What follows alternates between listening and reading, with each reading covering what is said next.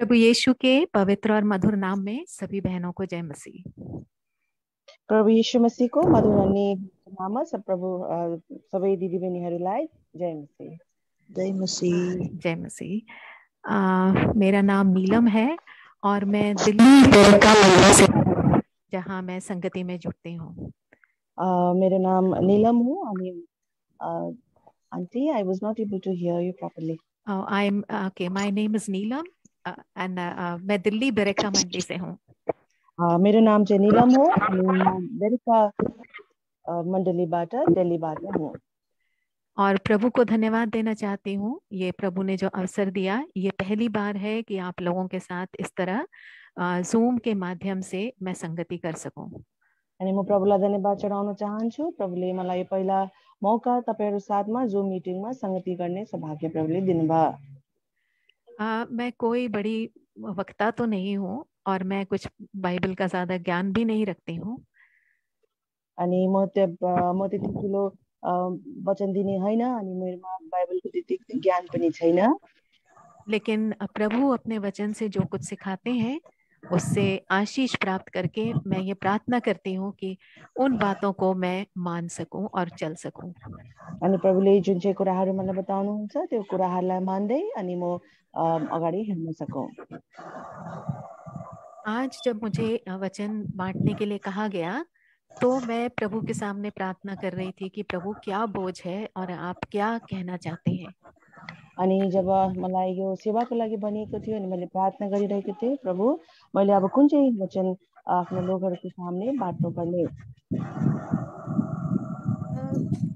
हम बहुत सा वचन हम सुनते हैं बहनों की सभा में, अपने कलीसियाओं में, और बहुत कुछ हम जानते भी हैं। लेकिन आज जो विशेष बोझ है वो ये कि प्रभु चाहता है कि हम उसे व्यावहारिक जीवन में ला सकें। अनि हामी दिदीबहिनीको सेवाहरूमा हामी धेरै कुराहरू हामी सुन्छौँ, वचनहरू पढ्छौँ। आज जुन चाहिँ हामी अध्ययन गर्न गइरहेको छौँ त्यो चाहिँ हाम्रो जीवनमा व्यावहारिक रूपमा लागू हुनुपर्ने छ। तो आज के मनन के लिए हम एक छोटा सा वचन भाग देखेंगे और इसके व्यावहारिक पहलू पर हम ध्यान देंगे। आजको सेवाको लागि मननको लागि हामी एउटा सानो भाग हामी हेर्नेछौँ अनि यसको व्यावहारिक रूपमा हामी कसरी हाम्रो जीवनमा हामी अपनाउन सक्छौँ, लागू गर्न सक्छौँ, त्यो कुरा हामी आज हेर्नेछ। हम अपनी अपनी बाइबल में हम खोलेंगे दूसरा कुरिन्थी उसका दूसरा अध्याय। अनि हामी आफ्नो बाइबलहरूमा पल्टाउनेछौँ दोस्रो कोरिन्थीको किताब 2 अध्याय और उसका 14 और 15 पद। अनि उसको हामी 14 अनि 15 पद हामी पढ्नेछौँ। मैं इसको हिंदी में पढ़ रही हूँ और बहन इसको फिर नेपाली में पढ़ सकती हैं। दूसरा कुरिन्थी 2 अध्याय 14 और 15 पद। Sister, may I request that ये एक किसी का माइक खुला है जिससे आवाज आ रही है। जूनी Rocky, if that can be muted. Yes, thank you, thank you. Okay. तो वचन भाग जो मैं पढ़ने जा रही हूँ, दूसरा कुरिन्थी 2 अध्याय 14 और 15 पद। परंतु परमेश्वर का धन्यवाद हो जो मसीह में सदा हमको जय के उत्सव में लिए फिरता है और अपने ज्ञान की सुगंध हमारे द्वारा हर जगह फैलाता है, क्योंकि हम परमेश्वर के निकट उद्धार पाने वालों और नाश होने वालों दोनों के लिए मसीह की सुगंध है। अब परमेश्वरलाई धन्यवाद होस् जसले ख्रिस्टमा हामीलाई सधैँ विजय बनाउनुहुन्छ र हरेक ठाउँमा हामीद्वारा आफ्ना ज्ञानको मिठो वासना प्रकट गर्नुहुन्छ, किनकि हामी मुक्ति पाउनेहरूका बीचमा र नष्ट हुनेहरूको बीचमा परमेश्वरका निम्ति ख्रिस्टको मिठो वासना हो। आइए हम एक छोटी प्रार्थना करेंगे और फिर आगे बढ़ेंगे। आउनुहोस् हामी प्रार्थना गरौँ अनि हामी अघि बढौँ। हमारे महान अनुग्रहकारी और सच्चे जीवित पिता परमेश्वर, एक बार फिर धन्यवाद के साथ आपके चरणों में उपस्थित हैं। धन्यवाद देना चाहते हैं पिता इस अवसर के लिए जो आपने हमें दिया कि इस बहनों की सभा में इस तरह से हम जुटकर आपके वचन को हम सीख सकें। हे पिता, हम धन्यवाद देते हैं आज के इस वचन भाग के लिए। प्रभु, हम निर्बुद्धि हैं। हे पिता, आप मुझे अपनी क्रूस की आड़ में छिपाएं, अपने पवित्र लहू से आप मुझे धो करके शुद्ध करें। और जो बहन अनुवाद करती हैं उन्हें भी प्रभु आप अपनी आत्मा से भर के प्रभु जी आप इस्तेमाल करें। प्रभु आप हमसे बोलें ताकि प्रभु हम आपकी आवाज़ को सुन सकें। हम मनुष्य की ओर ना ताकें, लेकिन प्रभु हमारी आंखें हम आपकी ओर लगी रह सकें। और जो कुछ आप हमें सिखाएं प्रभु उसे हम अपने व्यवहारिक मसीही जीवन में ला सकें। प्रभु हम धन्यवाद देते हैं सभी बहनों के लिए जो जुड़ जुड़ सके हैं।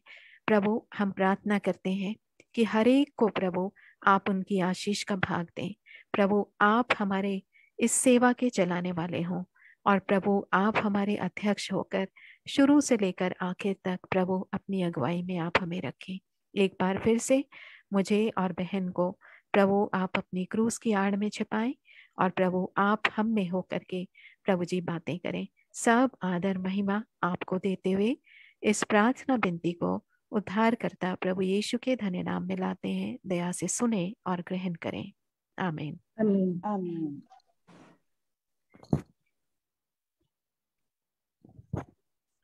कई बार हम बहनें हो सकता है ये सोच सकते हैं कि हम तो सिर्फ बहनें हैं, हम क्या कर सकते हैं प्रभु के लिए।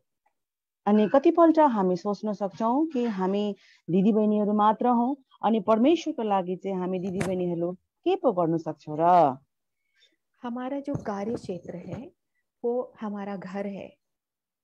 अनि हाम्रो काम गर्ने जुन चाहिँ क्षेत्र छ त्यो चाहिँ हाम्रो घर हो। तो हम जब सारे दिन घर के कामों में व्यस्त रहते हैं तो हम किस तरह से प्रभु की सेवा या हम किस तरह से प्रभु के काम आ सकते हैं।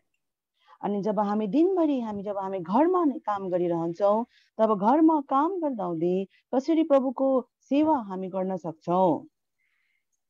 तो सबसे पहले हम ये जाने कि हम बहनें होते हुए प्रभु ने हमें किसी उद्देश्य के लिए चुना है और हमें रचा है।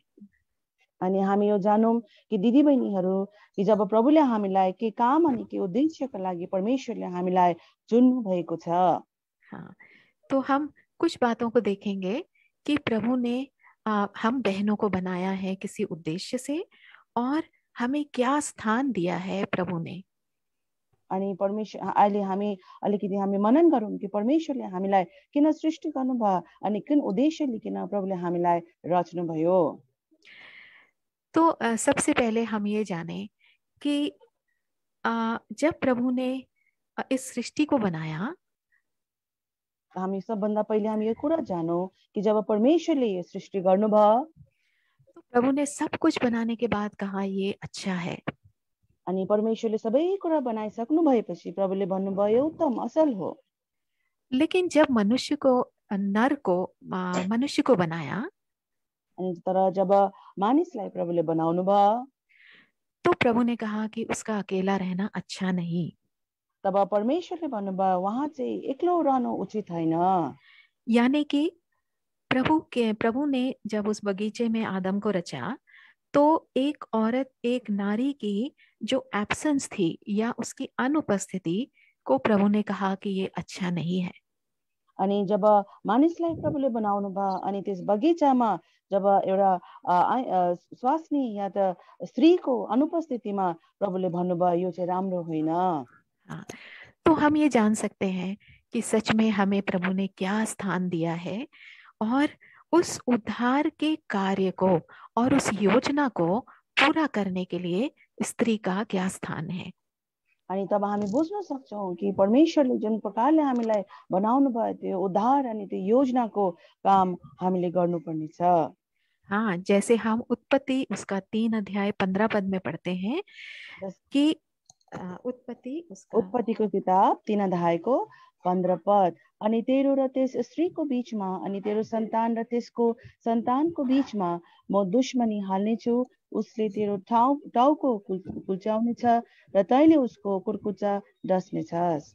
हाँ, तो स्त्री को एक अपने उद्धार की योजना के लिए प्रभु ने बनाया। अनि यहाँनिर हामी बुझ्छौँ कि स्त्रीलाई प्रभुले आफ्नो उद्धारको निम्ति प्रभुले बनाउनु भयो।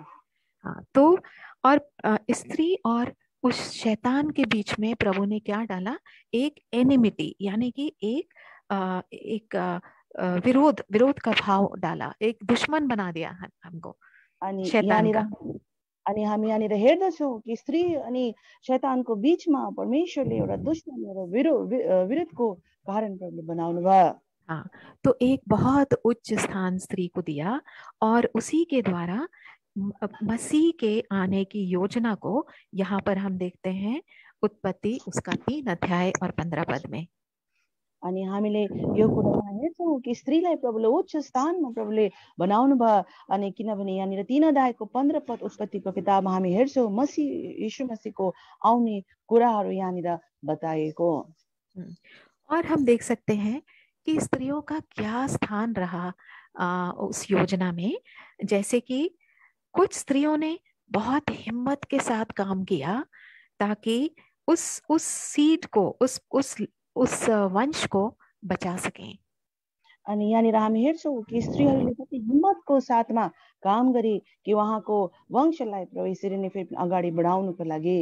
जैसे कि हम देखते हैं उन इब्री भाइयों को जो मूसा के समय में जिनको ये आदेश दिया गया था कि जितने भी लड़के पैदा होंगे उनको वो मार दें, लेकिन उन 2 इब्री भाइयों ने हिम्मत करके क्या किया, उन लड़कों को बचा के रखा। अनि हामी यहाँनिर हेर्दछौँ कि कसरी नै हिम्मतको कामहरू यहाँनिर हामी हेर्दछौँ जहाँनिर हिब्रू नानीहरूलाई इजरायलीको नानीहरूलाई 2जना दाहिनीहरूले कति हिम्मतको साथ बचाउनेको काम गरे जब ती छोराहरूलाई मार्ने आदेश फिरौनले दिएको थिए। फिर हम देखते हैं कि किस तरह राहाब जो एक वेश्या थी उसको किस तरह से उसके विश्वास के द्वारा प्रभु ने उस वंश में एक भागीदार बना दिया। अनि हामी यहाँ हेर्दछौँ कसरी राहाबलाई यसरी नै फेरि पनि प्रभुले उसको विश्वासको कारणले गर्दा परमेश्वरको वंशमा प्रभुले ल्याउनु भयो। किस तरह से उसने हिम्मत से काम लिया, उसने उन भेदियों को अपने घर में छिपा के रखा और किस तरह से उन्हें अपने घर से निकाला भी छिपाकर। अनि हामी यहाँनिर हेर्दछौँ कि राहाबले कसरी विश्वास हिम्मतको साथमा उसले काम गरेको उसको विश्वासको कामहरू हामी हेर्दछौँ। कसरी 2वटा जासुसहरूलाई आफ्नो घरमा लुकाइकन अनि उहाँहरूलाई सुरक्षित प्रकारले यसरी नै फेरि पनि भगाएको कुराहरू हामी यहाँनिर देख्दछौँ। और रूत के विषय में भी हम जानते हैं कि किस तरह से वो मोआबिन स्त्री थी, वो परमेश्वर के लोगों की बैरी थी और किस तरह से विश्वास करने के द्वारा वो उस वंश में जुड़ गई। अनि हामी यहाँ हेर्दछौँ रुथ कसरी एउटा अन्य जाति स्त्री थिए अनि वो परमेश्वर नपाएको अवस्थामा थिए, तर जब कसरी परमेश्वरले उहाँलाई पनि उसको विश्वासको कारणले गर्दा आफ्नो वंशमा प्रभुले गाभ्नुभयो। और इसी तरह से हम देखते हैं एस्तर को किस तरह से हिम्मत के साथ उसने काम करके अपनी पूरी जाति को बचाया।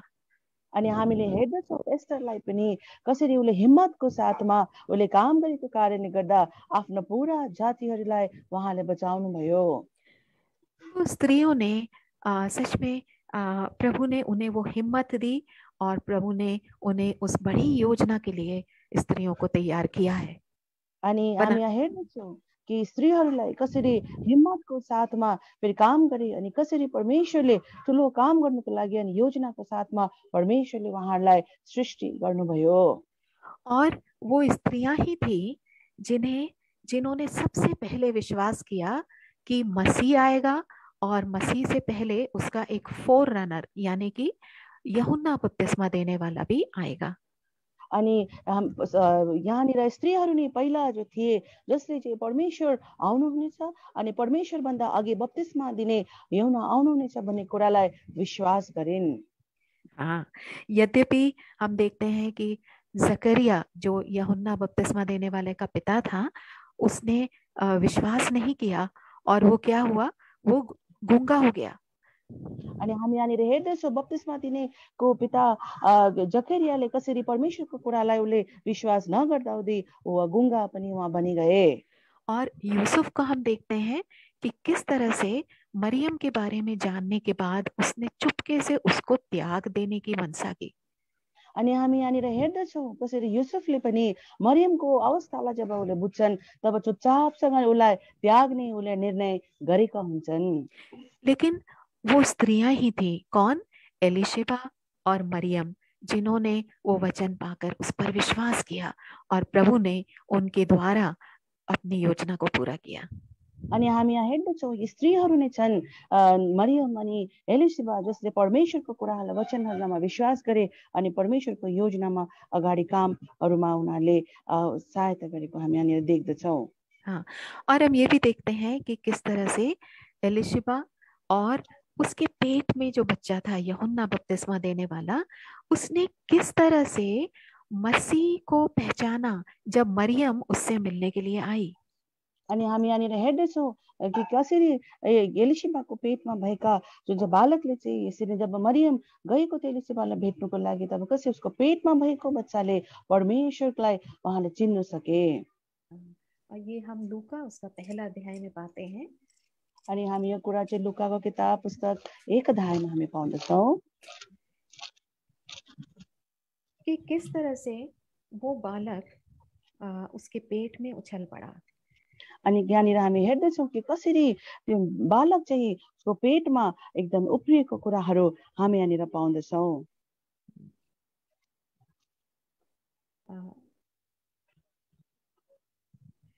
हाँ, ये हम देखते हैं पहला अध्याय उसका 44 पद, लूका पहला अध्याय 44 पद 44 वर्स।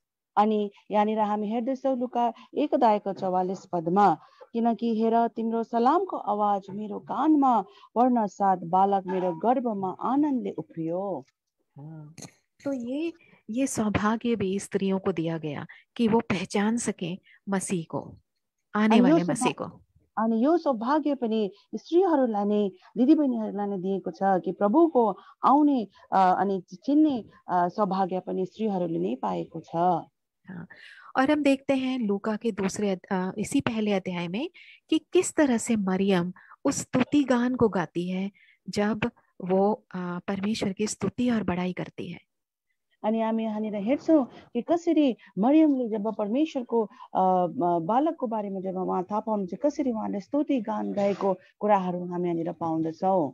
क्योंकि उसने विश्वास किया था कि मसीह को उसके द्वारा परमेश्वर इस जगत में लाएंगे। किनकि मरियमलाई विश्वास भएको थियो कि उसको पेट गर्भधारण जो भएको थियो उसको पेटबाट चाहिँ फेरि पनि प्रभु यीशु मसीहको गर्भधारण हुनेछ। और इसी तरह से हम पाते हैं कि एक अन्य जाति स्त्री किस तरह से पहली प्रचारक बन गई, इवेंजलिस्ट बन गई और अपने पूरे कम्युनिटी को, उस समाज को वो प्रभु के पास लाई। अनि हामी यहाँनिर हेर्दछौँ कि कसरी एउटा अन्य जाति स्त्रीले पनि फेरि पनि सबभन्दा पहिला प्रचारक बने अनि परमेश्वरको बारेमा उसले आफ्नो गाउँमा आफ्नो सहरमा गइकन फेरि प्रचार गरेको हामी कुरा पाउँदछौँ। और वो थी वो सामरी स्त्री। अनि वो चाहिँ सामरी स्त्री थिइन्। यद्यपि वो अन्य जाति थी लेकिन उसने प्रभु को पहचाना और वो एक प्रचारक बन गई प्रभु के उस सुसमाचार को लोगों तक ले जाने के लिए। यद्यपि सामरी स्त्री एउटा अन्य जाति थिइन् तर उसले परमेश्वरलाई चिने अनि परमेश्वरको सुसमाचारलाई उहाँ आफ्नो गाउँको लोगहरूलाई गएर प्रचार गरिन्। जब प्रभु इस पृथ्वी पर थे और अपनी सेवा करते थे, जब परमेश्वर इस पृथ्वीमा हुनुहुन्थ्यो अनि परमेश्वरले जब सेवा गर्नुहुन्थ्यो तो सिर्फ स्त्रियों के विषय में ही ये खास लिखा गया है कि उन्होंने अपने हर एक सब्सटेंस से, अपने हर एक, चाहे वो धन से चाहे अपने चीजों से प्रभु की और उनके चेलों की पहुनाई की और उनकी जरूरत को पूरा किया। अनि यहाँनिर जब परमेश्वर पृथ्वीमा हुनुहुन्थ्यो उहाँ सेवा गर्नुहुन्थ्यो त परमेश्वरले भन्नुहुन्छ कि कसरी स्त्रीहरूले आफ्नो धन सम्पत्तिहरूबाट आफ्नो भएका कुराहरूबाट प्रभुको सेवा गर्नुभयो अनि फेरि पनि प्रभुको घटी कमीहरू पूरा गर्नुभयो। और ये हम पाते हैं लूका उसका 8 अध्याय और 3 पद में। अनि यो हामी लुका 8 अध्यायको 3 पदमा पाउँदछौँ र हेरोदका भण्डारी कुजाकी पत्नी यहुना अनि सुस्ना र अरू धेरै जसले आफ्नो सम्पत्तिद्वारा उहाँको सेवा गर्थे। हाँ, तो स्त्रियां प्रभु की सेवा में हम शुरू से देखते हैं कि किस तरह से इस्तेमाल की गई। अनि कसरी चाहिँ परमेश्वरको सेवाहरूको लागि कसरी स्त्रीहरूलाई चाहिँ परमेश्वरले प्रयोग गर्नुभयो। तो प्रभु के हृदय में और उनके मन में स्त्रियों के लिए सच में एक बहुत विशेष स्थान हम देख सकते हैं। अनि प्रभुको मनमा, प्रभुको हृदयमा हामी देख्न सक्छौँ कि स्त्रीको लागि एउटा ठुलो जग्गा राखिएको। जब प्रभु क्रूस पर टंगे हुए थे, तब भी उन्होंने अपनी माँ, वो जो स्त्री थी, उसको उसकी चिंता की। और स्त्रियां ही थी जो प्रभु के क्रूस के पास लास्ट तक, अंत तक दिखाई दी, जबकि सभी चेले छोड़ करके भाग गए थे। अनि जब परमेश्वर क्रुसमा पाउनुभयो, उहाँ यसरी नै मृत्यु हुनुभन्दा अघि कसरी नै स्त्रीहरू नै उहाँनिर अन्तिम घडीसम्म थिए। अनि उसको आमाको विषयमा पनि त्यहाँनिर हामी कुराहरू गरेको हामी पाउँदछौँ। और प्रभु ने किस रीति से अपनी माँ की चिंता की और उसको अपने प्रिय चेले यूहन्ना को सौंपा। अनि कसरी नै प्रभु येशू मसीहले आफ्नो आमाको चिन्ता गर्नुभयो अनि आफ्नो यसरी नै भाइ यूहन्नाको हातमा समर्पण गरिदिनु भयो। और हम देखते हैं कि किस तरह स्त्रियां ही थी जिनको सबसे पहले पुनरुत्थान का वो सुसमाचार मिला। अनि हामी यो कुरा हेर्दछौँ कसरी स्त्रीहरूले थिए जुनहरूले परमेश्वरको पूर्णस्थानको बारेमा सबभन्दा पहिला सुसमाचार खबर पाएको। हाँ, जैसा हम देखते हैं मत्ती उसका 28 अध्याय और 7 पद में। हामी यो कुरा हेर्दछौँ मत्तीको किताब 28 अध्यायको 7 पदमा। ये आप 5 से लेकर आप 7 तक पढ़ दीजिए। अनि हामी मत्ती 28 अध्यायको 5 देखि 7 पदसम्म म पढिरहेको छु। अनि स्वर्गदूतले जवाब दिएर ती स्त्रीहरूलाई भने, नडराओ, किनकि म जान्दछु तिमीहरू क्रुसमा टाङ्नु भएका येशूलाई खोज्दछौ। उहाँ यहाँ हुनुहुन्न, किनभने उहाँले भन्नुभए अनुसार उहाँ बौरेर उठ्नुभयो। आओ प्रभु राखिदिनु भएको ठाउँ हेर। अनि चाँडो गएर उहाँका चेलाहरूलाई उहाँ मरेकाहरूबाट बौरेर उठ्नुभयो भनिदेऊ। अनि हेर, उहाँ तिमीहरूभन्दा पहिले गलिल जानुहुन्छ, त्यहाँ तिमीहरूले उहाँलाई देख्नेछौ। हेर, मैले तिमीहरूलाई भनेको छु। हाँ, तो सबसे पहले पुनरुत्थान का सुसमाचार स्त्रियों को मिला और उन्हें कहा गया कि वो जाकर चेलों को बताएं। अनि सबभन्दा पहिले पुनरुत्थानको सुसमाचार चाहिँ स्त्रीहरूलाई पाए। अनि स्त्रीहरूले चाहिँ चेलाहरूलाई गएर भन्नुपर्ने थियो। और प्रभु यीशु मसीह खुद जी उठने के बाद सबसे पहले स्त्री से मिले। अनि परमेश्वर जी उठ्नु, जब बौरी उठ्नु भयो तब परमेश्वर सबभन्दा पहिला स्त्रीलाई नै भेट्नु भयो। और सबसे पहला नाम जो जी उठने के बाद प्रभु यीशु मसीह ने लिया, वो एक स्त्री का नाम था। अनि जब परमेश्वर बौरी उठ्नु भयो, सबभन्दा पहिला नाम चाहिँ एउटा स्त्रीको नाम लिएको हामीले यहाँ पाउँदछौँ। ये हम पाते हैं यूहन्ना उसका 20 अध्याय। अनि यो चाहिँ हामी पाउँदछौँ यूहन्नाको किताब 20 अध्यायमा। और उससे अगर हम 15 पद से आगे पढ़ेंगे, अनि 20 अध्यायको 15 पद अघि हामी जब पढ्छौँ, उसको अगर हम 14, 15, 16 पढ़ लेंगे, हामी 14, 15 अनि 16 पढ्नेछौँ। अनि येशू भनेर आफ्नी पछिल्लोतिर फर्किन्। अनि येशूलाई उभिरहनु भएको देखिन्। अनि उहाँ येशू हुनुहुन्छ भनी थाहा पाइन्। येशूले तिनलाई भन्नुभयो, हे नारी, तिमी किन रुन्छौ? तिमी कसलाई खोज्छौ? तिनले उहाँलाई माली होलान् भनी ठानेर उहाँलाई भनिन्, हजुर, तपाईँले उहाँलाई यहाँबाट लैजानु भएको छ भने तपाईँले उहाँलाई कहाँ राख्नु भएको छ, मलाई भन्नुहोस् र म उहाँलाई भन्नेछु। येशूले तिनलाई भन्नुभयो, मरियम। तिनले पछिल्लोतिर फर्केर उहाँलाई भनिन्, रबोनी, अर्थात् गुरुज्यू। हाँ, तो स्त्रियों का हम एक विशेष स्थान हम देख सकते हैं कि किस तरह से प्रभु ने एक विशेष स्थान स्त्रियों को दिया है।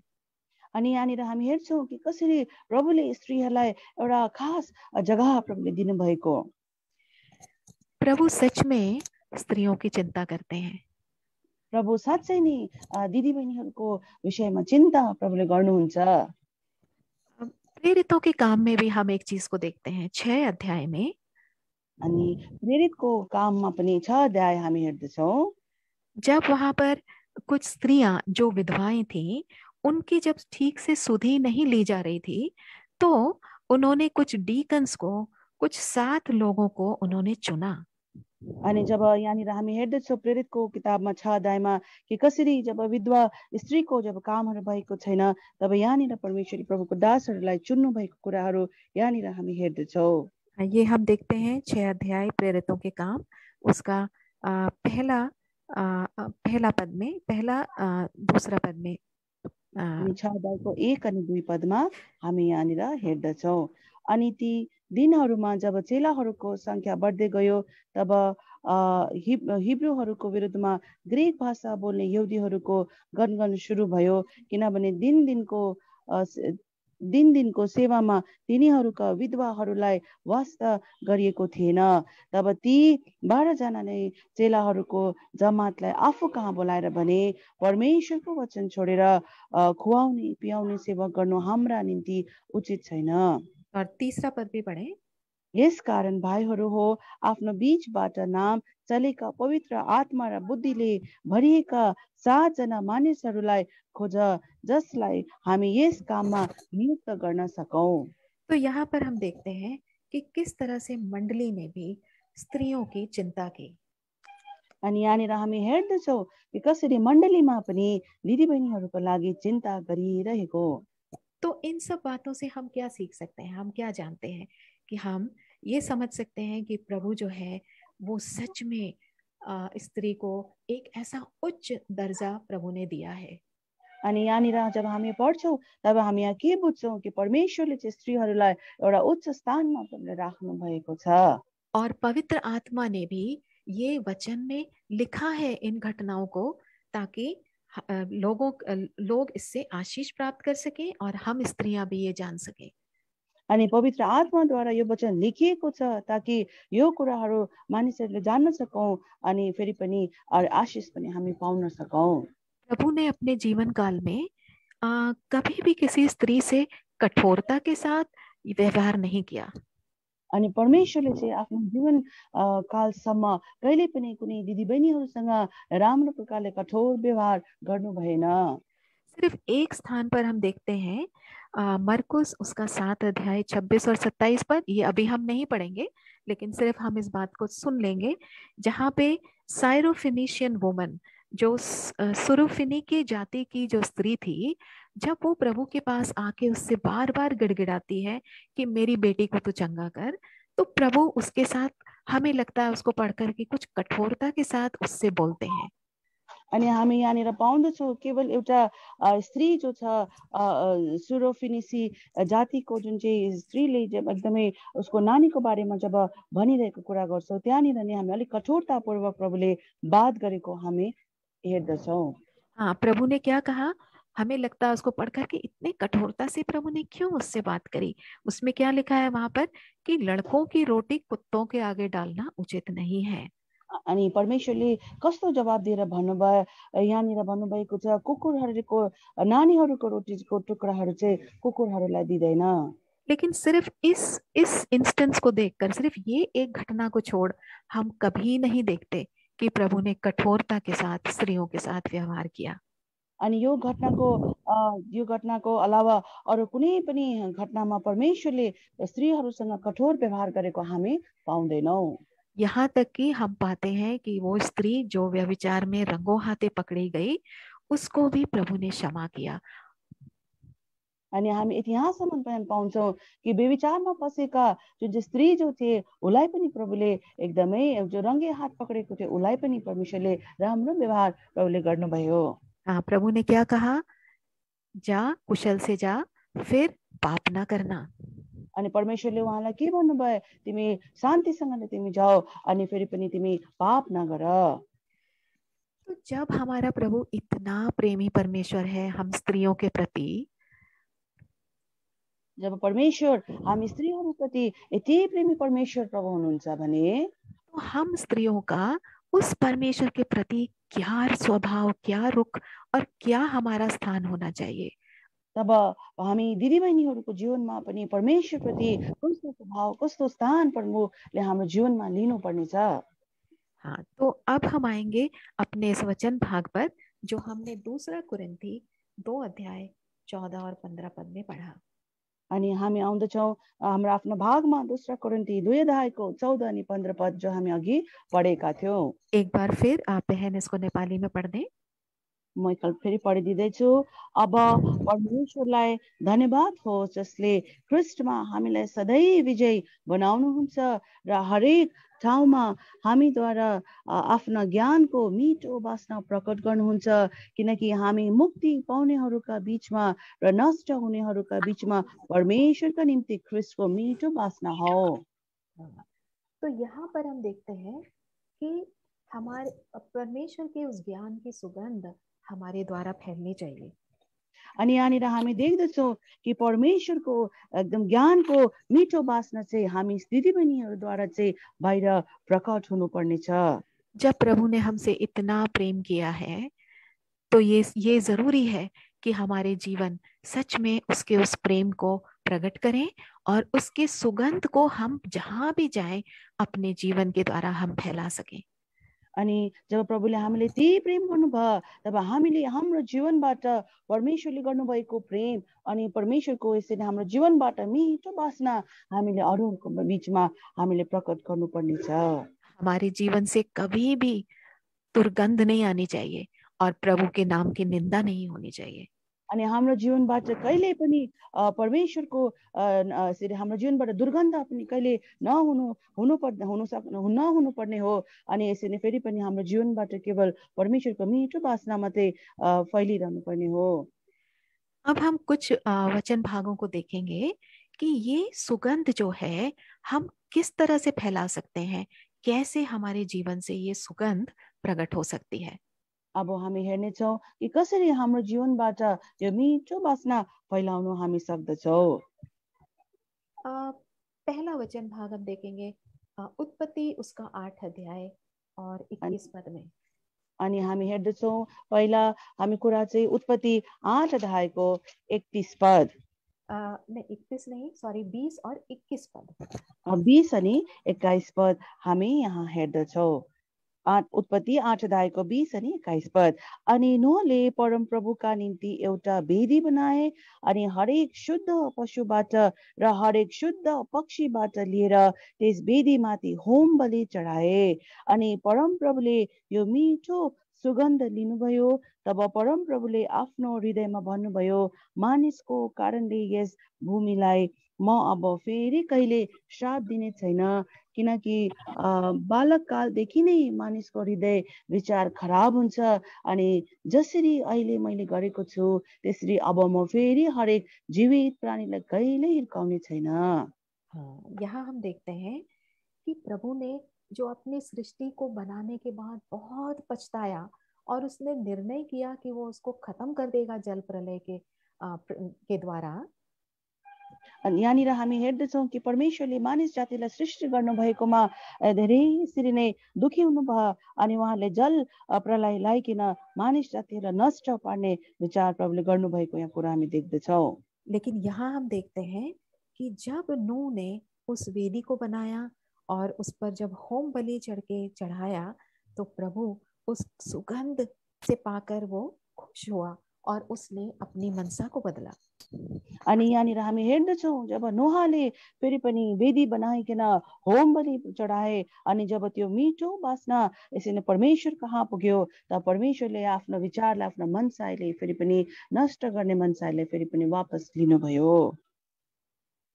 तो यहाँ हम एक भाव देखते हैं किस तरह धन्यवाद, ये आराधना का जीवन या धन्यवाद का जीवन जो नूह ने इस होम बलि चढ़ाने के द्वारा प्रकट किया। अनि यहाँनिर हामी हेर्दछौँ कि नोहको वेदीद्वारा कि कसरी एउटा धन्यवादीको जीवन आराधनाको जीवन यहाँनिर हामी पाइरहेको हामी देख्दछौँ।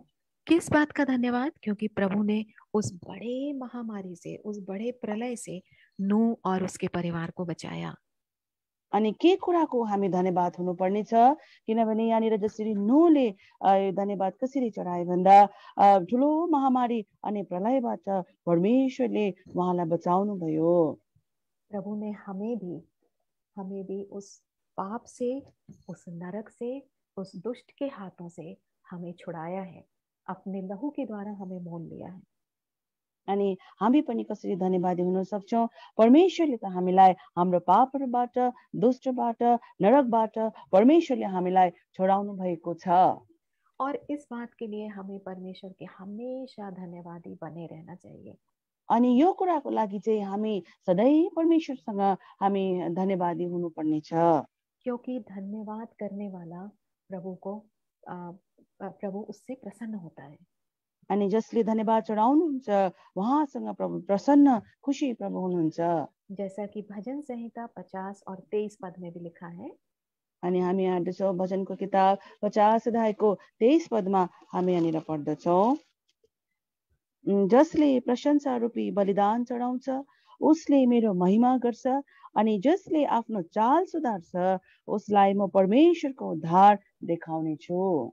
हाँ, तो प्रभु चाहता है कि हमारा जीवन एक धन्यवाद और आराधना का जीवन निरंतर हो, कैसी भी परिस्थिति क्यों ना हो, लेकिन हम हमारे हृदय से हमेशा आभार और प्रभु के प्रति धन्यवाद उमड़ता रहना चाहिए।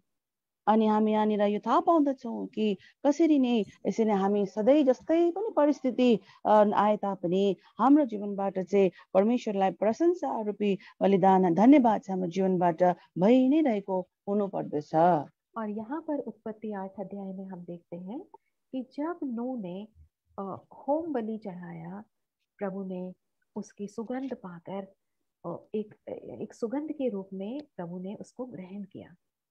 अनि जब यहाँनिर हामी हेर्दछौँ उत्पत्ति 8 अध्यायको 20-21 पदमा कि जब नूहले होम वेदी बनाए अनि जब होम बलि चढाए त्यो सुगन्ध चाहिँ यसरी नै फेरि पनि परमेश्वरसँग पुगेर अनि उहाँलाई स्वीकार गर्नुभएको कुराहरू हामी यहाँनिर पाउँदछौँ। और नूह के इस कार्य करने के द्वारा, यानी कि धन्यवाद चढ़ाने के द्वारा हमें भी आशीष मिली। कैसे मिली उसको हम अगले पद में पढ़ेंगे।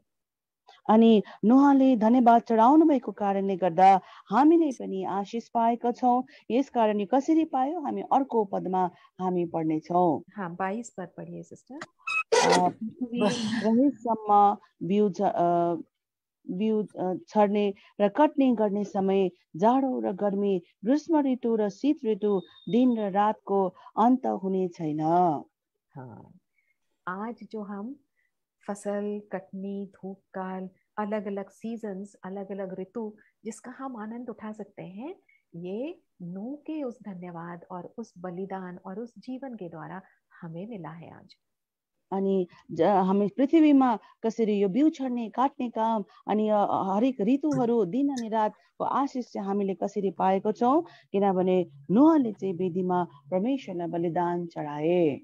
तो अगर नूह जो इतने वर्ष पहले हुआ और इतने साल पहले उसके इस आराधना और धन्यवाद के द्वारा हमने आशीष पाई, तब नूहले ती अगाडि यो काम होम बलि चढाएको कारणले गर्दा ती साल अहिलेसम्म हामीले आशिष हामीले पाइरहेको छौँ भने तो प्रभु आज के इस युग में हमारे जीवनों के धन्यवाद और हमारे जीवनों की आराधना के द्वारा क्यों आशीष मंडली में नहीं उंडेलेगा। के अहिले हाम्रो जीवनबाट हामीले गरेको धन्यवाद हामीले गरेको आराधनाबाट के मण्डलीमा आशिष हुँदैन र? तो सबसे पहली चीज हम देखते हैं धन्यवाद का जीवन, आराधना का जीवन, जिसके द्वारा हम प्रभु की सुगंध को फैला सकते हैं दूसरों तक। अनि सबभन्दा पहिले हामी हेर्नेछौँ कि कसरी एउटा धन्यवाद आराधनाको जीवन हाम्रो जीवनमा कसरी हुनुपर्ने छ ताकि हामी मिठो बास्ना अरूसँग हामी फैलाउन सक्छौँ। अब दूसरी बात हम देखेंगे अनि अब दोस्रो कुरा हामी हेर्नेछौँ निर्गमन उसका 29 अध्याय। अनि अब हामी हेर्नेछौँ निर्गमनको किताब उसको 29 अध्यायलाई हामी हेर्नेछौँ और इसका हम पढ़ेंगे 18 पद। अनि हामीको 29 अध्यायको हामी 18 पद हामी हेर्नेछौँ। अनि तिमीले सम्पूर्ण थुमा वेदीमाथि जलाउनु, यो चाहिँ परमेश्वरका निम्ति एक होम बलि हो, यो परम प्रभु का मीठो बासना हुने आगोद्वारा चढ़ाईको एक बलि हो। ये पद जब हम पढ़ते हैं तो हम समझ नहीं पाएंगे कि ये किस विषय में है, लेकिन अगर हम पहले के 17 पदों को हम पढ़ेंगे तो हम जान सकेंगे कि ये किस विषय में बात कर रहा है। जब हामी यो पदलाई जब मात्रै हामी पढ्छौँ तब हामी बुझ्दैनौँ यो के विषयमा पढेको हो। तर जब हामी प्रस्थान 29 अध्यायको 1 देखि 17 पदसम्म जब हामी पढ्छौँ तब हामीले थाहा पाउँछौँ यो कुन विषयमा यो 18 पद लेखिएको छ। ये सारे पद हम अभी नहीं पढ़ेंगे, लेकिन इनमें से कुछ पदों को हम देखेंगे। अनि हामी सबै पदहरू हामी पढ्ने छैनौँ, तर 1-2 पदहरू हामी पढ्नेछौँ। यहाँ पर 29 अध्याय में हारून और उसके पुत्रों को याजक पद के लिए उनका अभिषेक किया जा रहा है। अनि यहाँनिर हामी हेर्दछौँ कि प्रस्थान 29 अध्यायमा कि कसरी हारून अनि उनको छोराहरूलाई चाहिँ पूजाहारीको पदमा उहाँहरूलाई अभिषेक गरिएको हामी पाउँदछौँ। अब पहले पद में हम पढ़ते हैं, उन्हें पवित्र करने को। अनि पहिला पदमा हामी पढ्दछौँ कि उहाँहरूलाई पवित्र पार्नुको लागि। चौथे पद के अंतिम भाग में हम पढ़ते हैं, जल से नहलाना। अनि यहाँनिर हामी हेर्दछौँ 4 पदमा कि कसरी पानीले नुहाइदिनु। यानी कि हारून और उसके पुत्रों को किस तरह से पवित्र करने की ये विधि है। अनि हामी यहाँ पाउँदछौँ हारून र उनको छोराहरूलाई कसरी पवित्र पार्ने एउटा यो नियम हो। तो उनको नहलाना है, उनको धो करके उनको शुद्ध करना है, पवित्र होना है। अनि उहाँहरूलाई नुहाउनु पर्नेछ, उहाँलाई धुनु पर्नेछ अनि शुद्ध पार्नु पर्नेछ। 5वें पद में हम पढ़ते हैं, तब उन वस्त्रों को लेकर हारून को अंगरखा और एपोद का बागा पहनाना। अनि यहाँनिर हामी हेर्दछौँ कि 5 पदमा कि कसरी नै हारूनले लबेदा अनि इपोद लगाउनु पर्ने। और 7वें पद में हम पढ़ते हैं, तब अभिषेक का तेल ले उसके सिर पर डालकर उसका अभिषेक करना। अनि 7 पदमा हामी पढ्दछौँ कसरी अभिषेक गर्ने तेलले उहाँको शिरमा लगाएपछि उहाँलाई अभिषेक गर्नुपर्नेछ। और 9 पद के अंतिम भाग में हम पढ़ते हैं, इस प्रकार हारून और उसके पुत्रों का संस्कार करना। अनि कसरी 9 पदको आखिरीमा हामी हेर्दछौँ कि कसरी हारून अनि उसको छोराहरूलाई चाहिँ अर्पण गर्नु। तो यहाँ हम देख सकते हैं कि किस तरह से ये विधि जरूरी थी कि जो हारून और उसके पुत्र मंदिर में सेवा करेंगे उनको पवित्र होना जरूरी है। अनि यो विधि एकदमै जरुरी थियो हारून अनि छोराहरूको लागि कि उहाँहरू पवित्र भइकन मन्दिरमा उहाँहरूले सेवा गर्नुको लागि।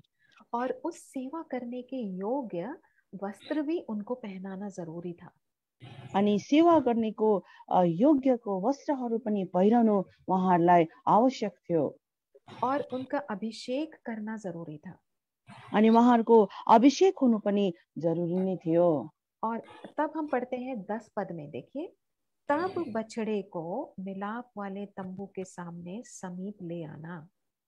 तब हामी यहाँनिर हेर्दछौँ कि कसरी भेटको भेट हुने पालको सामु चाहिँ त्यो पाठालाई ल्याउने कुराहरू हामी यहाँनिर हेर्दछौँ। हाँ, ये मेरी हिंदी की बाइबल में जो पहला शब्द है वो है तब।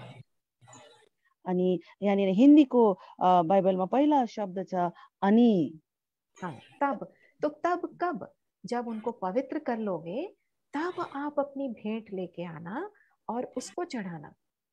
अनि हिन्दीको बाइबलमा 29 अध्यायको 10 को पहिला शब्द छ तब। तब भनेको चाहिँ अनि किन प्रयोग गरेको भन्दा उनीहरू पहिले पवित्र हुनुपर्ने थियो, तब मात्र चाहिँ उहाँहरूको भेट बलिदानको कुराहरू यहाँनिर कुरा गरिएको छ। और तब हम जब 18 पद पढ़ेंगे तो हम समझ पाएंगे कि ये किस कार्य के बाद प्रभु ने उस होम बलि को ग्रहण किया और परमेश्वर के सामने एक सुखदायक सुगंध के रूप में वो पहुंचे।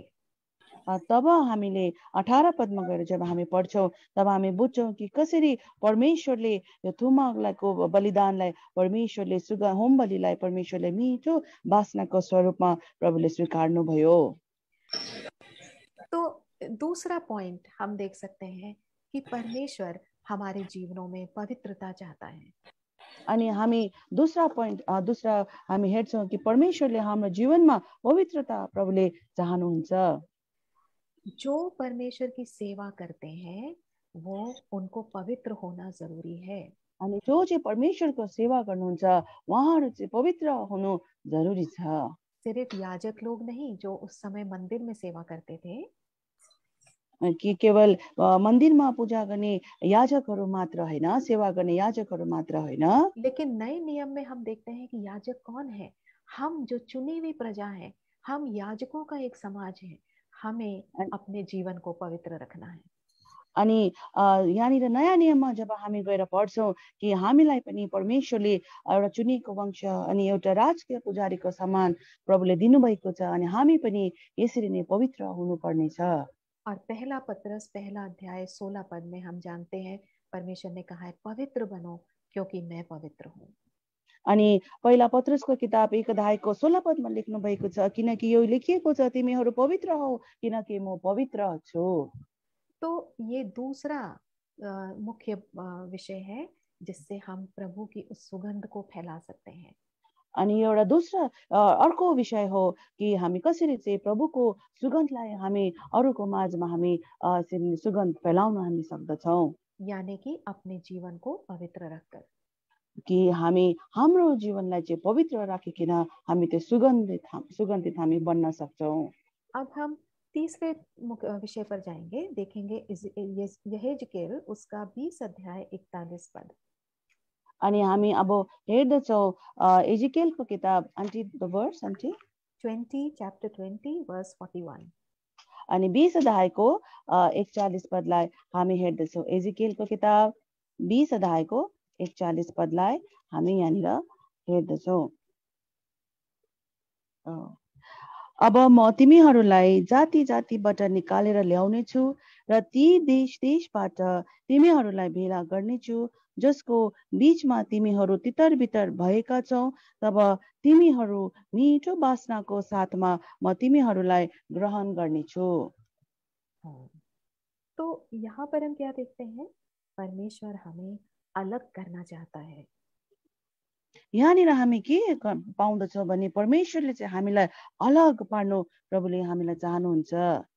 परमेश्वर न सिर्फ हमारे जीवनों में पवित्रता चाहता है लेकिन एक अलगाव का जीवन चाहता है। परमेश्वरले केवल हाम्रो जीवनमा पवित्रता मात्र चाहनुहुन्न, तर परमेश्वरले हामीलाई अलग्गै बसेका बनाउनु पनि चाहनुहुन्छ। तो प्रभु ये चाहता है कि हमारा जीवन किसी भी तरह से समझौते का जीवन या उन लोगों के बीच में जहां हम रहते हैं उनके समान ना हो। अनि परमेश्वर चाहनुहुन्न कि हामी एउटा सम्झौताको जीवन, एउटा कम्प्रोमाइजको जीवन हामी जिरहेको, जुन व्यक्तिहरूसँग हामी जिरहेको छौँ उहाँहरूसँग सम्झौता गरेर जिएको जीवन प्रभुले चाहनुहुन्न। और जब हमारा जीवन एक अलगाव का जीवन होगा और अन्य जातियों से अलग होगा, तब हमारे जीवन के द्वारा एक सुखदायक सुगंध प्रभु को पहुंचेगी। जब हाम्रो जीवन एउटा अलगैको जीवन हुन्छ, अन्य जातिहरूदेखि हामी अलगै बसेको हाम्रो जीवन हुन्छ, तब हाम्रो जीवन एउटा मिठो बासनाको जीवन हुँदछ। तो एक बार फिर ये वचन पढ़ेंगे 41 पद और इसको ध्यान से पढ़ेंगे कि यहाँ प्रभु क्या चाहता है। अनि फेरि हामी एजिकेलको किताब 20 अध्यायको 41 पदलाई फेरि हामी पढ्दैछौँ ध्यानपूर्वक। जब म तिमीहरूलाई जाति जातिबाट निकालेर ल्याउने छु र ती देश देशबाट तिमीहरूलाई भेला गर्नेछु जसको बीचमा तिमीहरू भितर भितर भएका छौ, तब तिमीहरूको मिठो बासनाको साथमा म तिमीहरूलाई ग्रहण गर्नेछु। तो हम प्रभु की इस सुगंध को किस तरह से फैला सकते हैं? हम एक अलगाव का जीवन रखकर। परमेश्वरको यो मिठो बासना हाम्रो जीवनबाट कसरी हामी फैलाउन सक्छौँ? जब हामी अलगैको जीवन जब हामी व्यतीत गर्दछौँ। सो ये था तीसरा पॉइंट जो हमने देखा। सबसे पहले धन्यवाद का जीवन, दूसरा पवित्रता का जीवन और तीसरा अलगाव का जीवन। अनि हामीले कतिवटा पोइन्टहरू हामी हेर्यौँ। पहिला चाहिँ धन्यवाद दिने जीवन, अर्को चाहिँ पवित्रताको जीवन अनि तेस्रो चाहिँ अलगै जिउने जीवन हामीले यहाँनिर हेर्दछौँ। अब एक चौथी बात हम देखेंगे। अनि हामी चौथो कुरालाई हामी हेर्नेछौँ।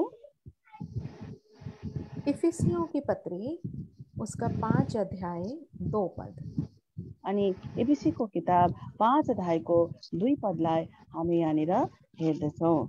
एबिसीको किताब 5 अध्यायको 2 पद, र प्रेममा हिँड जसरी ख्रिस्टले पनि हामीलाई प्रेम गर्नुभयो र मिठो बासना दिने सुगन्ध हुनका लागि भेटी र बलिदानको रूपमा आफैलाई हाम्रा निम्ति परमेश्वर कहाँ अर्पण गर्नुभयो।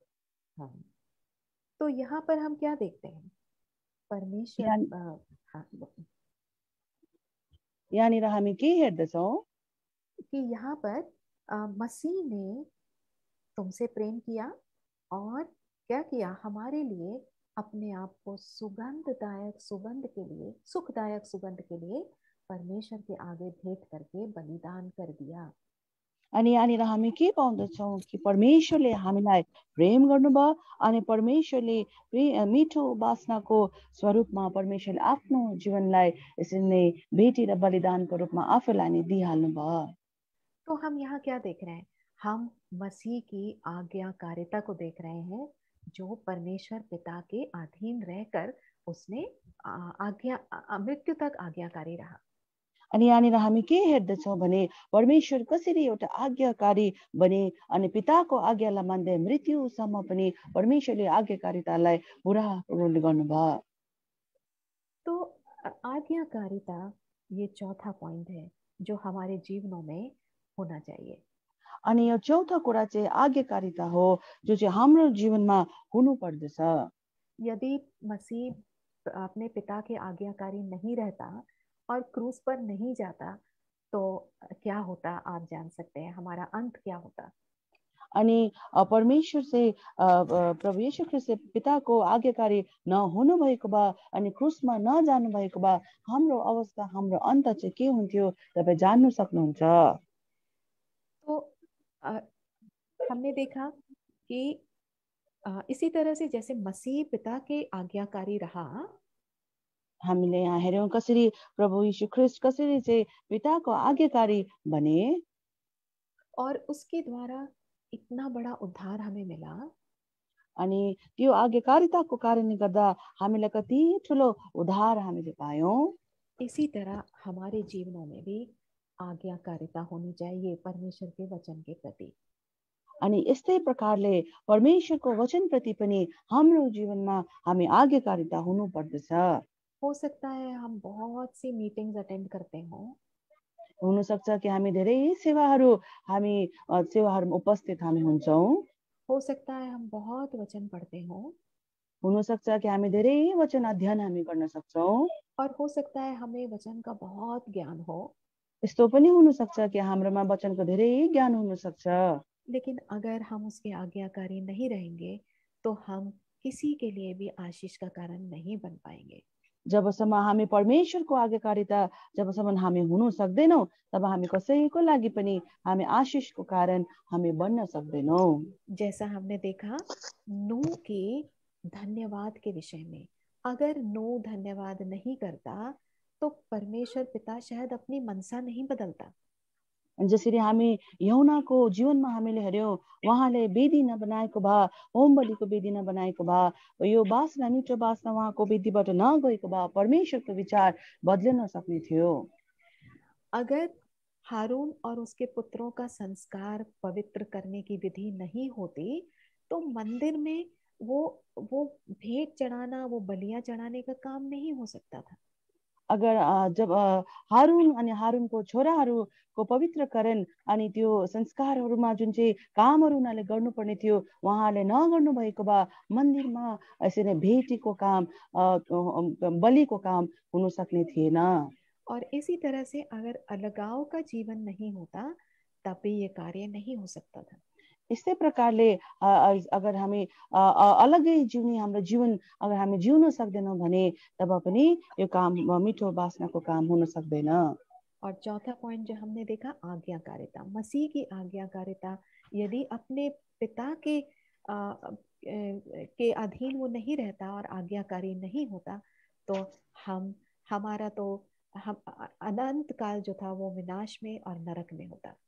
परमेश्वरको हामी चौथो पोइन्ट हामीले यहाँनिर हेर्दछौँ कि कसरी परमेश्वरले आज्ञाकारिता नगर्नु भएको भए हाम्रो यसरी अनन्तकालसम्म हामी विनाशमा हामी नरकमा हामी हुने थियौँ।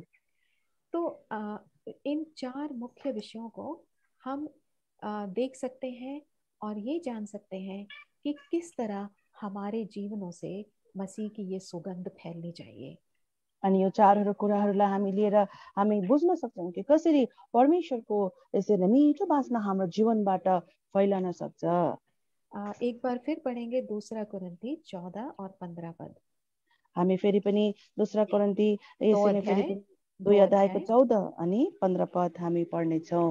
अब परमेश्वरलाई धन्यवाद होस् जसले ख्रिस्टमा हामीलाई सधैँ विजयी बनाउनुहुन्छ र हरेक ठाउँमा हामीद्वारा आफ्ना ज्ञानको मिठो बासना प्रकट गर्नुहुन्छ, किनकि हामी मुक्ति पाउनेहरूका बीचमा र नष्ट हुनेहरूका बीचमा परमेश्वरका निम्ति ख्रिस्टको मिठो बासना हो। प्रभु चाहता है कि हमारे जीवन एक सुगंध के रूप में लोगों के सामने प्रकट हो।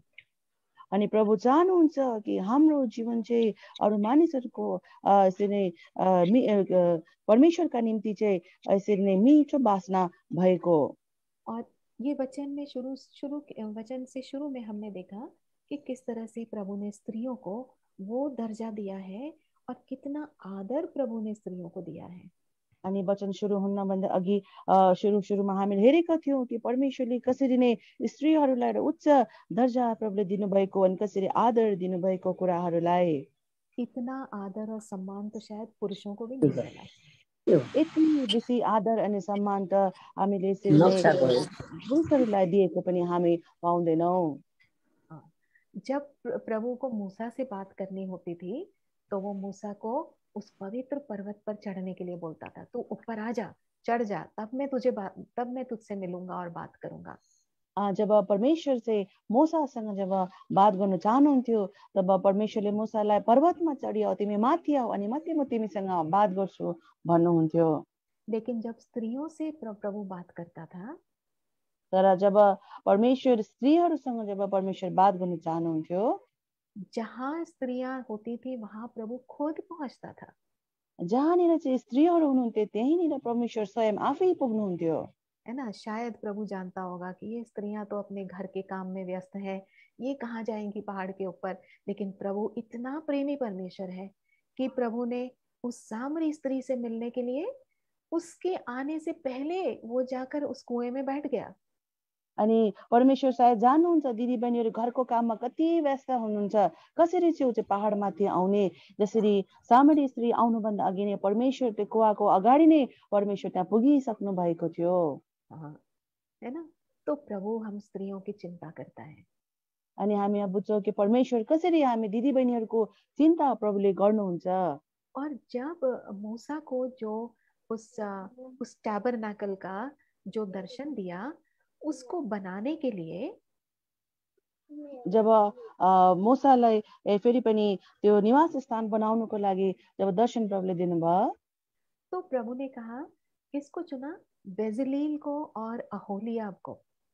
तब त्यतिखेर प्रभुले कसलाई चुन्नुभयो, बेजली अनि अहोलियालाई प्रभुले चुन्नुभयो। हाँ, लेकिन हम देखते हैं कुछ स्त्रियों को भी प्रभु ने चुना मंदिर को बनाने के लिए। त्यतिखेर हामी हेर्दछौँ कि परमेश्वरले मन्दिर बनाउनको लागि दिदी बहिनीहरूलाई पनि प्रभुले चुन्नु भएको कुरालाई हामी यहाँनिर हेर्दछौँ। हम देखेंगे निर्गमन उसका 35 अध्याय, हामी हेर्दछौँ प्रस्थानको किताब 35 अध्याय और उसका 25 पद। अनि हामी 25 पदलाई हामी हेर्दछौँ। बुद्धिमान हृदय भएका सबै स्त्रीहरूले आफ्नै हातले धागो काटे अनि निलो बैजनी र रातो रङका साथै मिहिन मलमलका काटेका धागाहरू ल्याए। है ना, और अगर आप 34 पद पढ़िए, वहां पर हम देख सकते हैं अहोलियाब और बेजलेल को प्रभु ने चुना। अनि 34 पदमा हामी हेर्दछौँ, अनि उहाँले तिनको हृदयमा सिकाउने शक्ति हाल्नु भएको छ, तिनको र दान कुलको अहिसम्मका छोरा ओहोलियाबको हृदयमा। और देखिए 30 और 31 पद में भी देखें।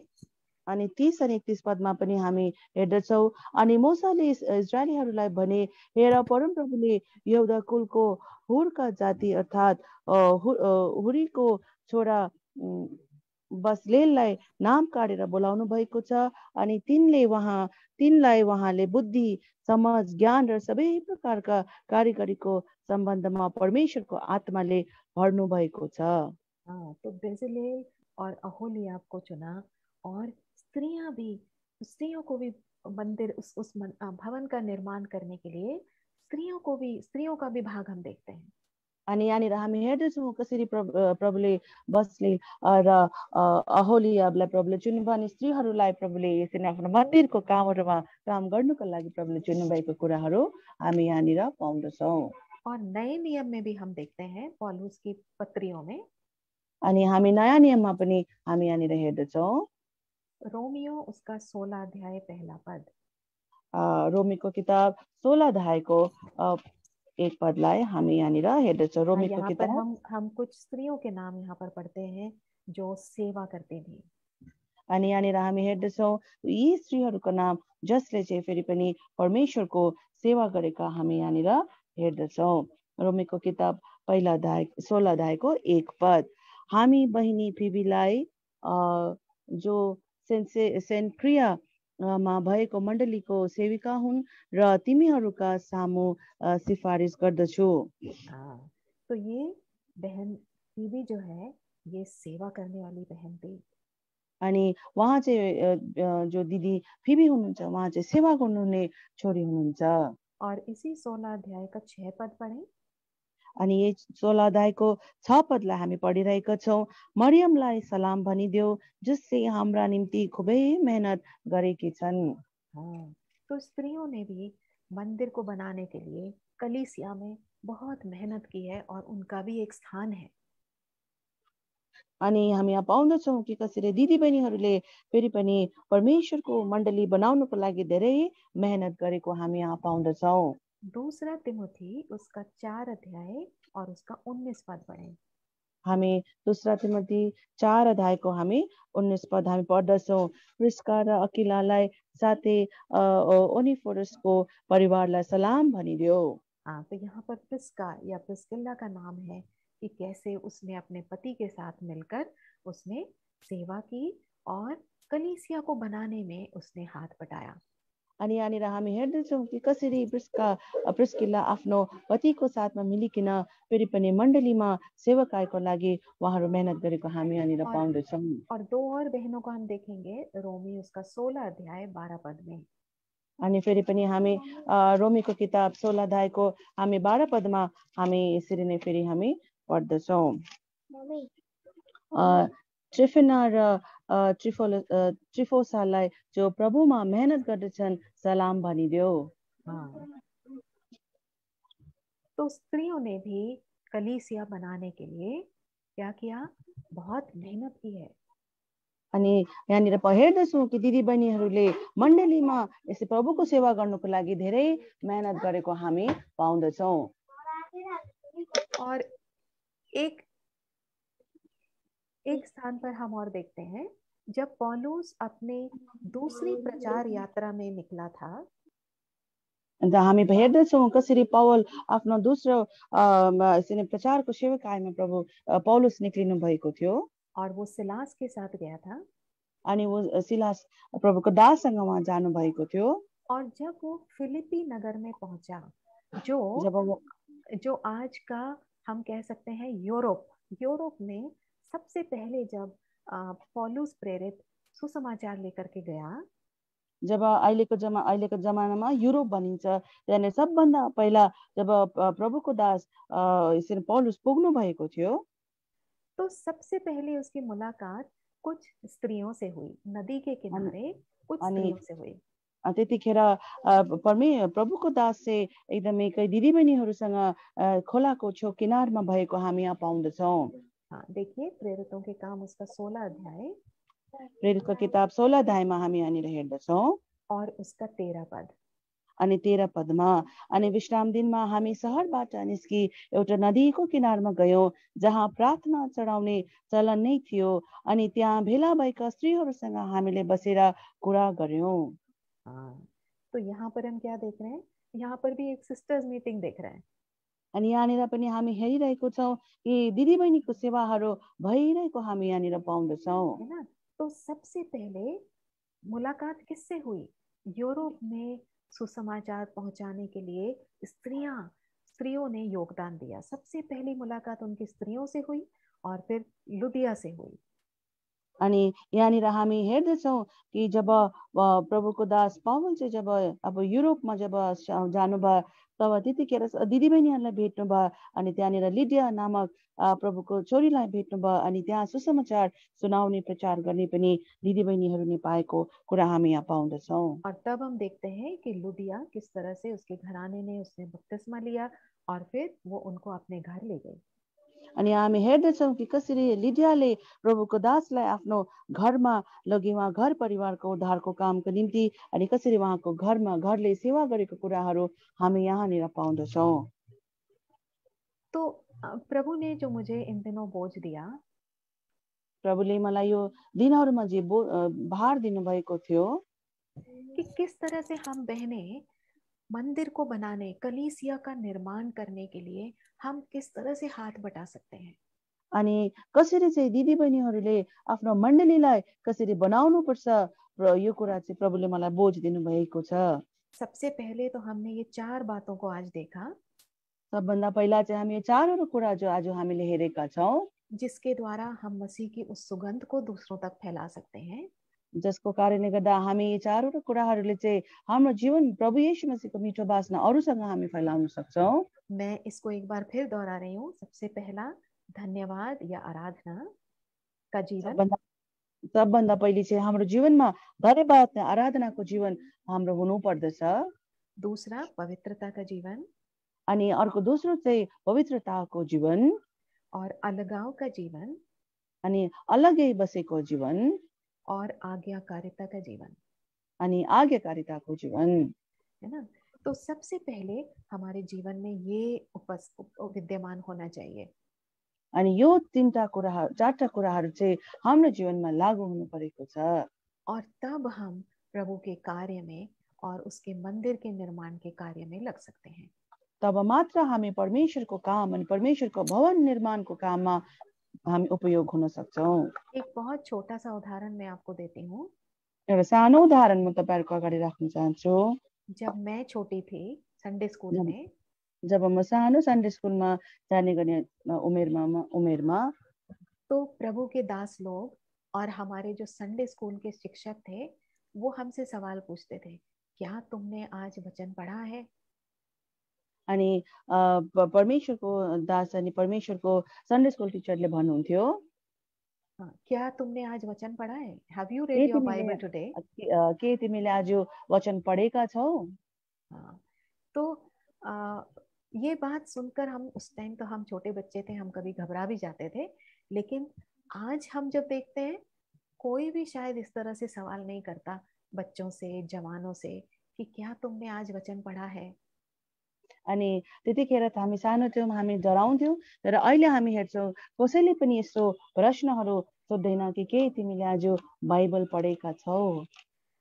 मैं एक उदाहरण और बताना चाहती हूँ। सबसे पहले 1981 में मैं कालिम्पोंग गई थी। तब मैं छोटी थी, मैं स्कूल में थी और सबसे पहला मेरा जब मैं कालिम्पोंग में गई पवित्र महासभा में, अनि 1981 सालमा जब म त्यतिखेर सानै थिएँ अनि म यसरी नै फेरि पनि कालिम्पोङ पवित्र महासभाको लागि गएको थिएँ। वहाँ एक बात देखकर मैं बहुत हैरान हुई। त्यहाँनिर म एउटा कुरा हेरेर म छक्कै परेँ। छोटे छोटे बच्चे लोगों के पास जाके पूछते थे, क्या आपने नया जन्म पाया, उद्धार पाया? अनि त्यतिखेर मैले अनुभव गरेँ कि सानो सानो नानीहरूले पनि अरूहरूलाई गएर सोध्ने गर्थे कि तपाईले उद्धार पाउनु भएको छ, नयाँ जन्म पाउनु भएको छ? तो उस समय तो मुझे बहुत हैरानी होती थी कि ये देखो छोटे छोटे बच्चे पूछ रहे हैं कि अब उद्धार पाया है कि नहीं। अनि म छक्कै पर्थेँ कि कसरी यो सानो नानीहरूले उद्धार पाए कि पाएन भनेर सोधिरहेको छ। लेकिन आज अगर हम अपनी कलीसियाओं में देखें, अहिले हामी आफ्नो मण्डलीमा हामीले हेर्यौँ भने कितने लोग पूछते हैं एक दूसरे से जाकर, या जवानों से या बच्चों से या बड़ों से, कि क्या आपने प्रभु को पाया है। कतिजनाले चाहिँ सोध्नु सक्छ र कि हाम्रो जवानहरूले नानीहरूले कि हामीले उद्धार पाएको छौँ कि छैनौँ भनेर। क्या आपने आज वचन पढ़ा है। के आज तपाईँहरूले वचन पढ्नु भएको छ। तो कई बार लगता है कि हम उन चीजों को भूल बैठे हैं। कोही कोही बेला यस्तो लाग्छ कि हामीले कतिवटा कुराहरू हामीले बिर्सेका छौँ। हम शायद जब आपस में मिलते हैं, हम बहुत सी बातें करते हैं। हम मौसम की बात करते हैं, हम अपने बच्चों की, अपने घर घरानों की कई और बातें करते हैं, लेकिन कई बार हम आत्मिक बातें करना भूल जाते हैं। जब हामी भेट्छौँ एक दुसरालाई तब हामी आजको कस्तो छ, आजको दिन कस्तो छ भनेर अनि हामी नानीहरूको बारेमा, घरको बारेमा बात गर्छौँ, तर हामी परमेश्वरको आत्मिक कुराहरू बात गर्नु हामी बिर्सी पठाउँदछौँ।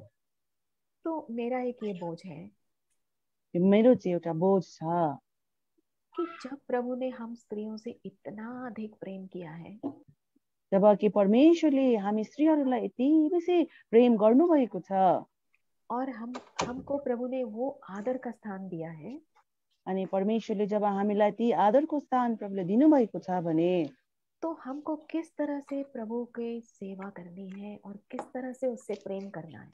तब कसरी चाहिँ परमेश्वरको सेवा हामीले गर्नुपर्ने, कसरी चाहिँ यसरी परमेश्वरलाई आदर गर्नुपर्ने।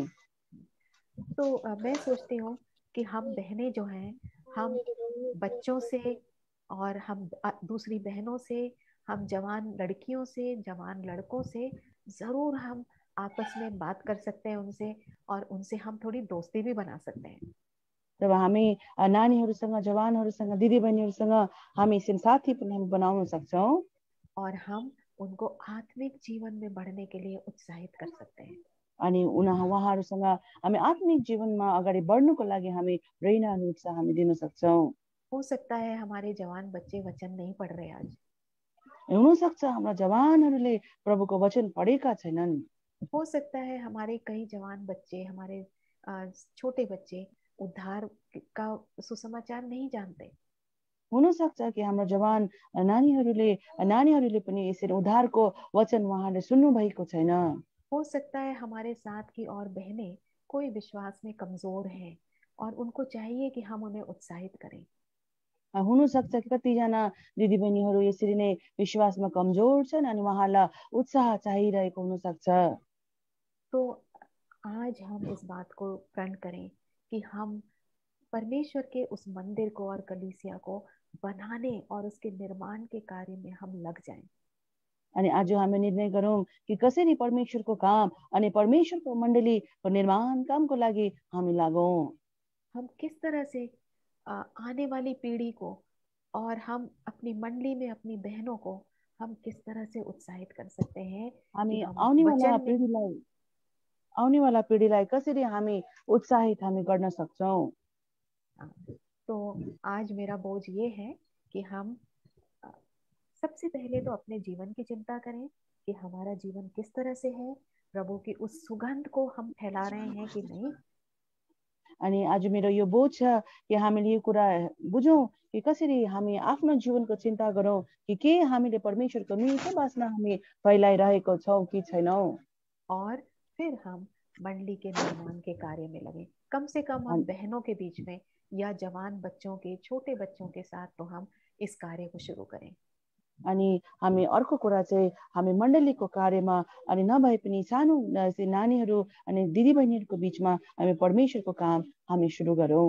हो सकता है हमारी छोटी सी कोशिश आगे आने वाले हमारे बच्चों को एक एक पिलर के रूप में, एक स्तंभ के रूप में प्रभु के भवन में खड़ा करे।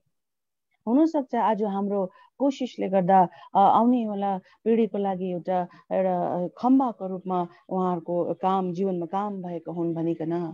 मैं आजकल अपने क्वाइट टाइम में मैं दानियल की पुस्तक को पढ़ रही हूँ।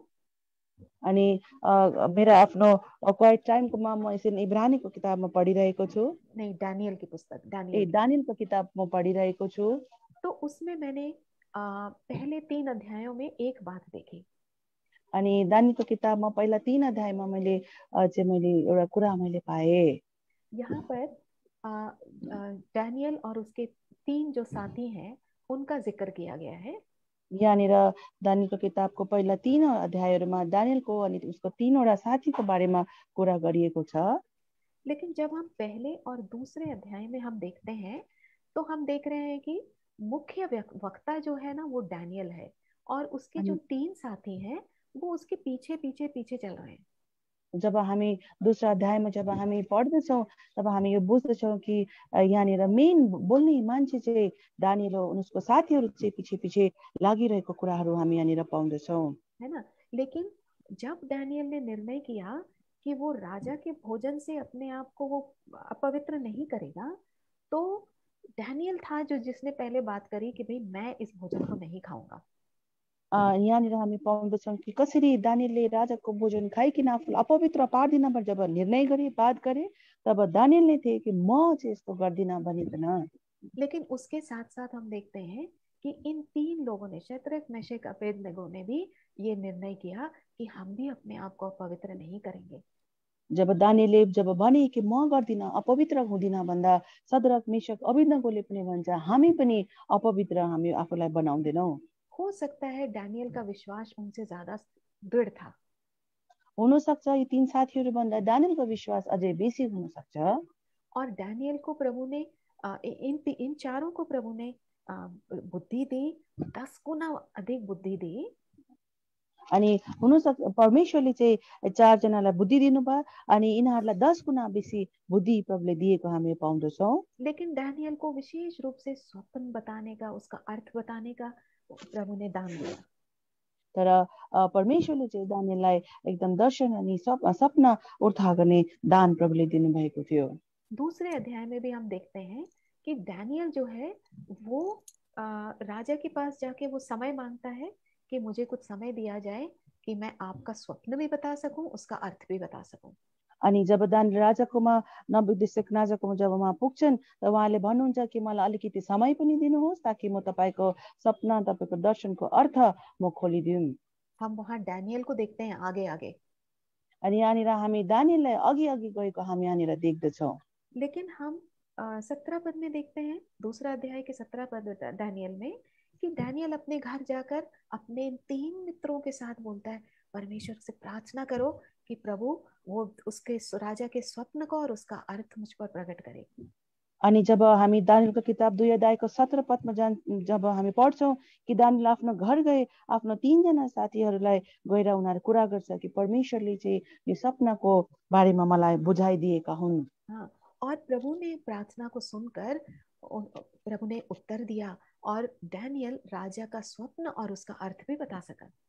अनि परमेश्वरले दानियलको प्रार्थनालाई सुन्नुहुन्छ अनि फेरि पनि दानियलले गएर राजाको सपनाको उर्था गरिदिनुहुन्छ।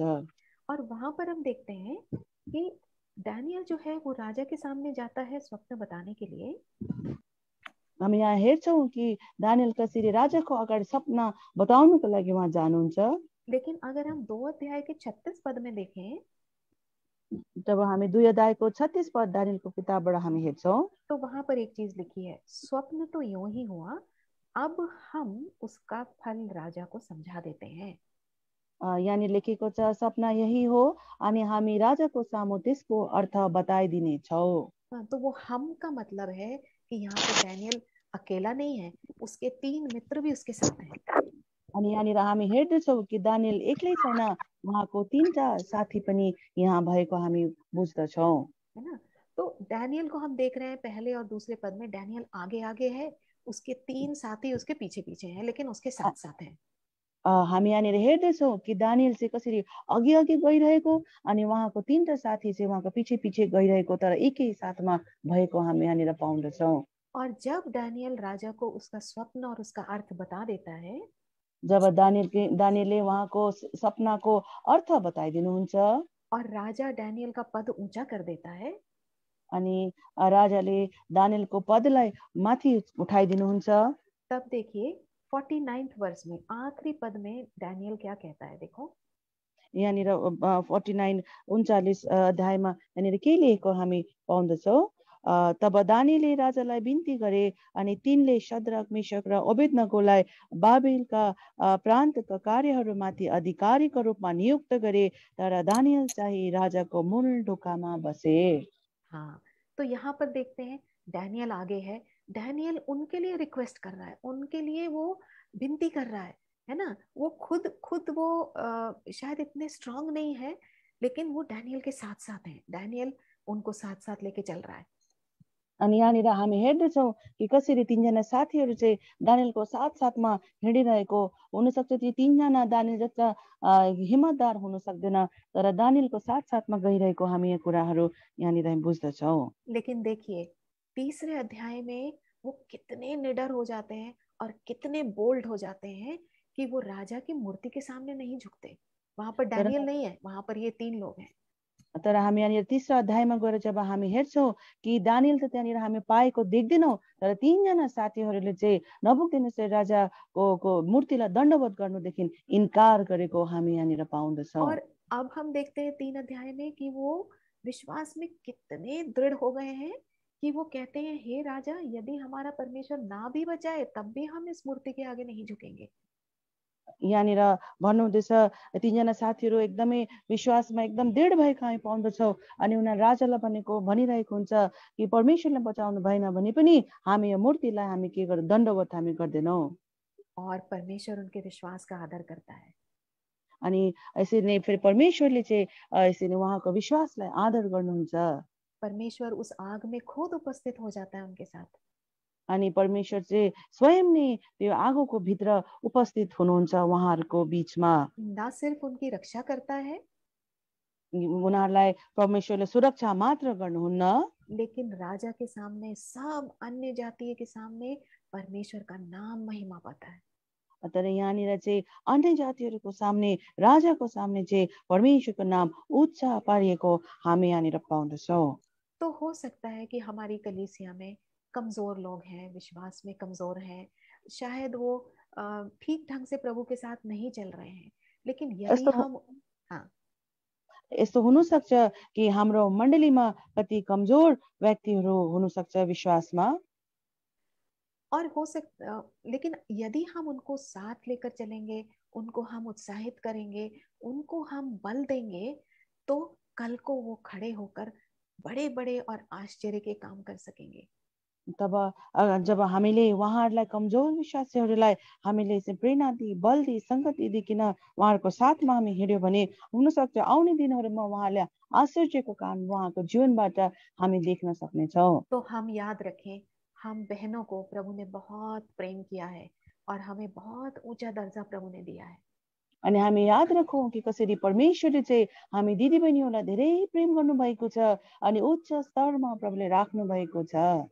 तो हमारा ये कर्तव्य है, हमारा ये सौभाग्य है कि हम प्रभु की सेवा करें और उसके मंदिर को बनाने के निर्माण के कार्य में हम लग जाएं।